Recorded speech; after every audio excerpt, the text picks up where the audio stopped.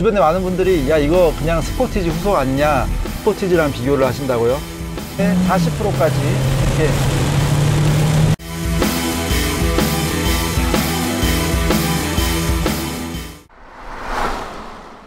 자, 이제 키 한번 보여드릴게요. 키 이렇게 생겼습니다.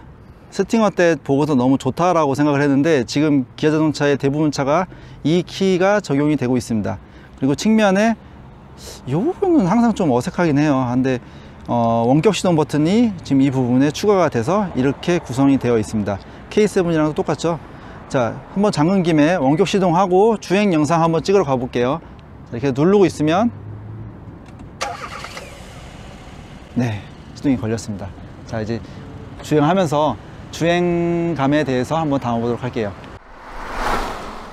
지금 저희가 원격 시동을 하고 차량에 탑승을 했어요. 자, 이제 주행을 한번 시작해 보도록 하겠습니다.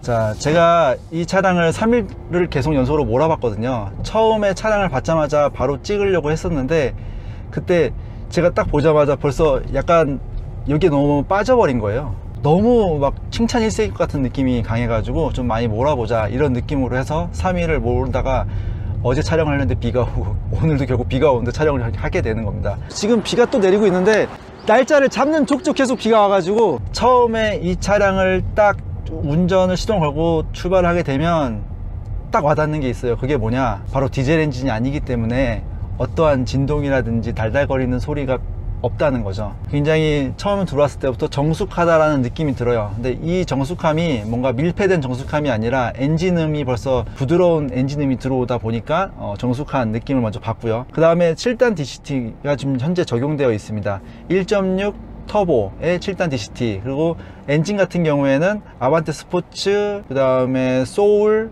뭐 이런 식으로 현대 기아 자동차에서 사용하는 1.6 터보가 들어가 있는데요. 차이점이 있다면 177마력으로 다운그레이드 된 엔진이라고 보시면 됩니다. 소울에 204마력이 적용되는데 SUV스러운 박스카에도 적용이 되는데 굳이 여기에 177마력을 할 필요가 있었을까 싶지만 뭐 실적으로 주행을 하면서 그 부분에 대한 어떤 갈망이나 이런 부분은 사실 따로 없었습니다. 화면이 많이 어두운 점 죄송합니다. 저희가 조명이 없어요.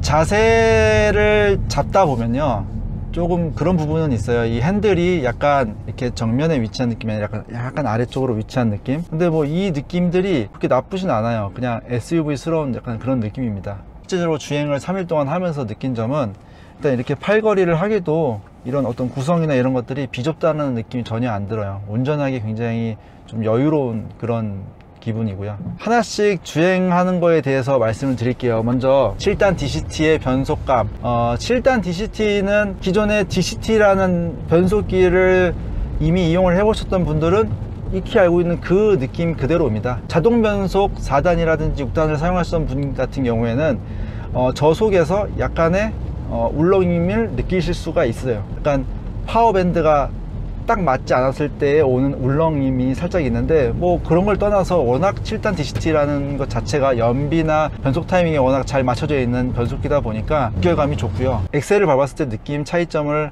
하나 얘기를 하자면 소울과 비교가 좀 많이 돼요. 소울은 약간 터보 렉이 좀 있는 느낌을 주거든요. 근데 현재 셀토스 같은 경우에는 아반떼 스포츠 느낌과 비슷한 느낌이에요. 네, 변속 느낌 좋고요. 이렇게 가속 풀가속을 하더라도 네,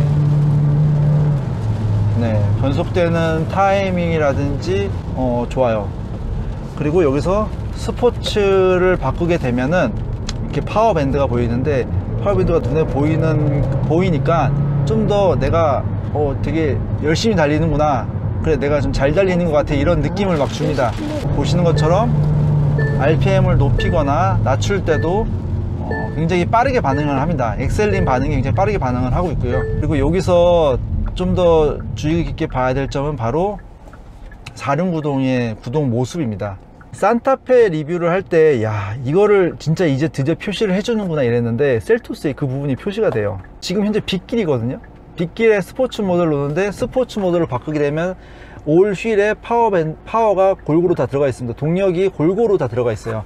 상시 속도를 높이거나 정속 주행을 할 때도 스포츠 모드에서는 대기 중인 거죠. 얘가 이미 여기에 동력을 배분할 준비를 하고 있는 거예요. 그러니까 애초에 사륜구동이라는 것 자체가 험로를 탈출하기 위한 것만 생각했던 분들은 이때부터는 다르게 생각을 해도 돼요. 주행하는데 좀 더 안정적이게 주행 가능하겠구나. 근데 이전에 산타페와 비교했을 때 좀 차이점은 굉장히 빠르게 반응을 하는 데 비해서 얘는 약간 표시는 해주는데 한 템포 늦은, 그래도 표시를 해주니까 저는 굉장히 좋다라고 생각을 해요. 비싼 돈 주고 사륜을 샀는데 내 사륜구동이 어떻게 작동하는지 모습을 볼 수 있다는 거 굉장히 매력적인 것 같아요. 그리고 지금 비가 엄청나게 쏟아지는데 이렇게 빗길이 쏟아지는 상황에서도 이런 식으로 사륜의 동력이 분배돼 좀 더 안정적이게 코너를 이렇게 제가 풀 악셀을 할 때도 보면은 뒤쪽으로 최대 40%까지 이렇게,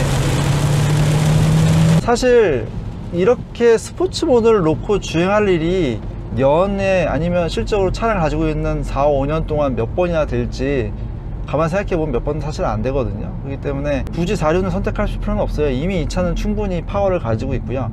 4륜을 선택하지 않아도 전륜 구동으로 충분하게 그립감을 느끼면서 주행을 할 수 있기 때문에 4륜을 선택하지 않는다고 해서 지금 제가 말씀드린 것들을 못 느끼는 건 아닌 것 같아요. 제가 방금 전에 스포티한 모드를 막 하다가 파워밴드도 막 보여주니까 여기서 뭔가 손 한번 딱 당기고 싶은데, 기아자동차에는 대부분 다 패들 시프트가 들어가잖아요. 근데 현재 이 차에는 그 부분이 없습니다. 이 부분은 제 생각인데 연식 변경을 하거나 페이스리프트 하게 되면 꼭 이 부분에 아마 패들 시프트가 들어가 있을 겁니다. 그렇게 되면은 좀 더 적극적인 주행을 즐기시는 분들도 충분히 만족할 수 있는 차가 되는 것 같아요. 그리고 이제 주행을 하면서 노면 소음이라든지 어떤 외부 노이즈 같은 경우에는 생각보다 조용해요. 이제 정숙성에 대해서도 말씀을 드려야 될 것 같은데, 제가 지금 방금 전에 가속을 하고 뭐 시속 80km, 100km를 막 3일 동안 밟으면서 느껴본 거는 전체적인 에어로다이나믹에 대한 어떤 그런 것들은 잘 적용이 되어 있는 것 같아요. 그래서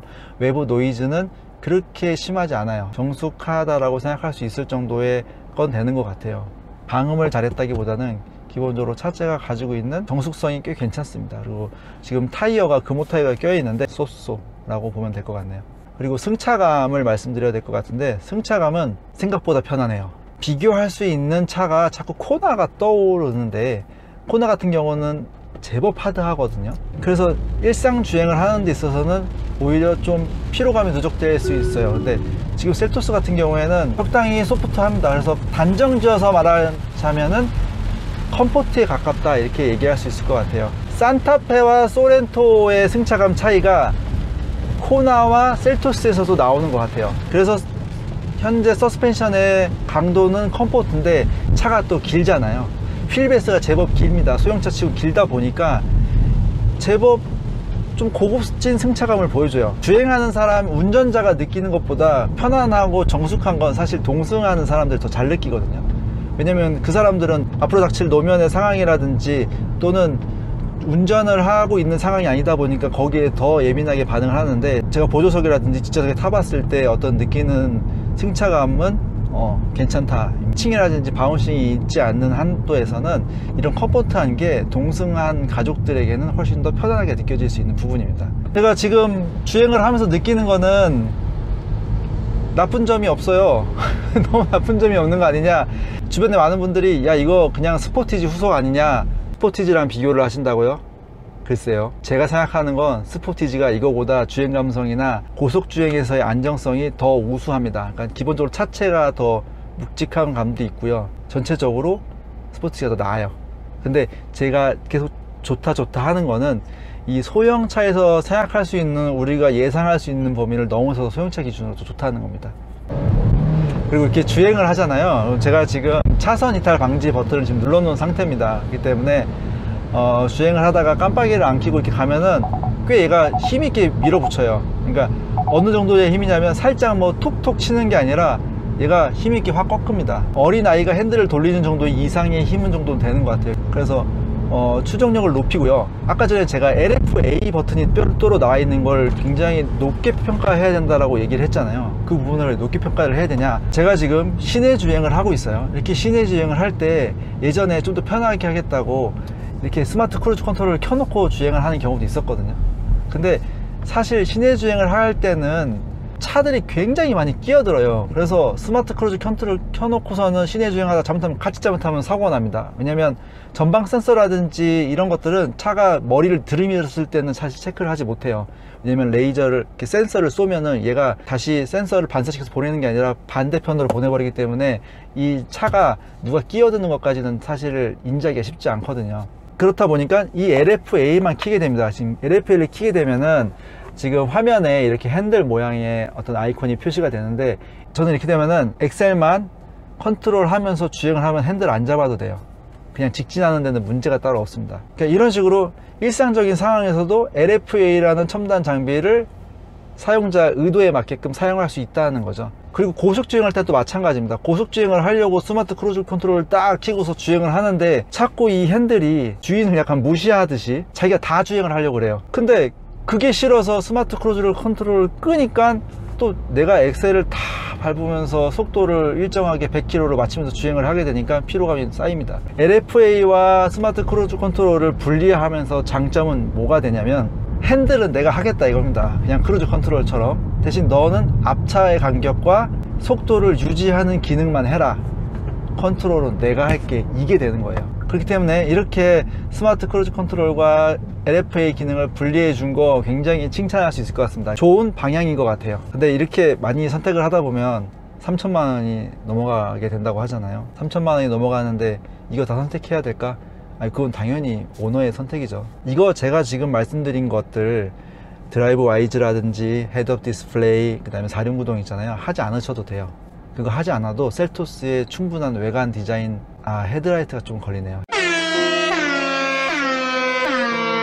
그 부분 빼고는 사실 외관 디자인 이미 훌륭하고요, 실내 공간 충분하고요, 편의 장비들 이미 기본적으로 많이 훌륭하기 때문에 내가 원래 생각한 예산 범위 안에서 셀토스를 선택하더라도 충분히 좋은 소형차를 선택했다라고 생각하실 수 있을 것 같아요. 지금 시점에서는요, 소형차는 셀토스가 좀 갑입니다. 예.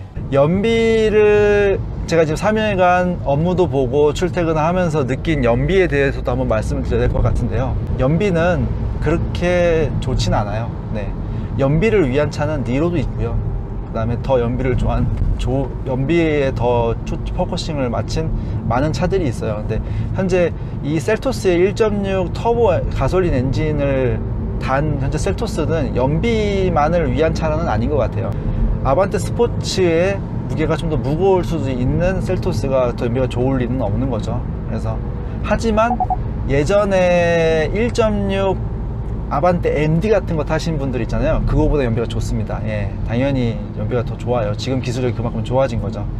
네, 그래서 연비를 많이 생각하신다면 디젤 모델을 선택하시는 것도 좋은 방향이 될 것 같아요. 저는 뭐 딱히 추천을 드리진 않아요. 뭐 디젤이라 추천을 안 드리는 건 아니고, 저는 굉장히 디젤을 좋아하는 사람이거든요.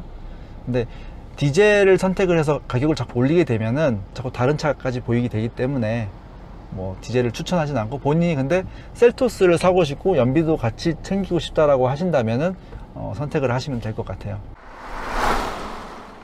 네, 그래서 지금까지 셀토스를 시승해 봤습니다. 우리가 기대한 거 이상의 차량이 나온 게 맞는 것 같고요, 소비자들은 좀 더 기분 좋게 차량을 선택할 수 있을 것 같아요. 충분히 선택지가 많아진 거는 좋은 방향인 것 같습니다. 지금까지 셀토스 시승기 시청해 주셔서 감사하고요, 구독과 좋아요 많이 해주시고요, 그리고 댓글도 많이 달아주세요. 궁금한 것도 많이 해주시고요. 네, 감사합니다. 에디터 카처도 한번 셀토스에서 차박을 한번 해보는 거에 대해서 혹시 어떻게 생각을 하는지. 좋아했습니다.